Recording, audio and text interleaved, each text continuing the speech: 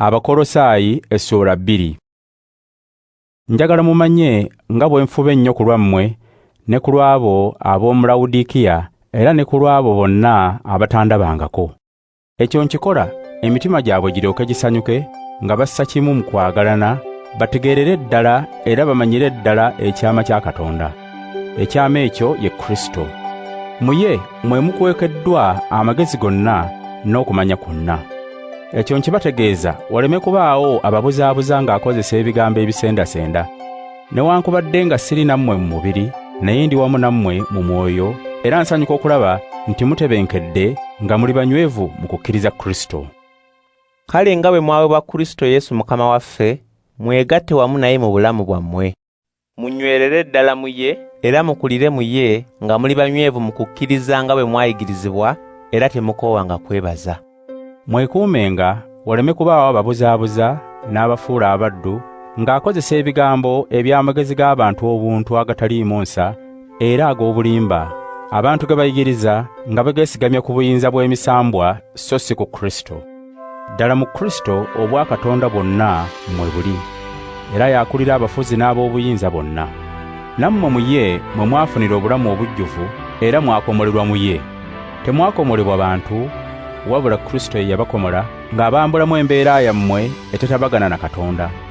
Bwe mwabatizibwa mwaziikibwa wamu ne Kristo, era mu kubatizibwa mwazuukira wamu naye olw'okukkiriza obuyinza bwa Katonda eyamuzuukiza. Nammwe abaali bafudde olw'ebibi byammwe n'olw'obutakomolebwa bwammwe mu mubiri, Katonda yabafuula balamu wamu ne Kristo bwe yatusonyiwa ebibi byaffe byonna. Yasazaamu era n'aggyawo endagaano eyatuwalirizanga okutuukiriza ebyo amateeka g'Ekiyudaaya bye galagira, n'agikomerera ku musaalaba.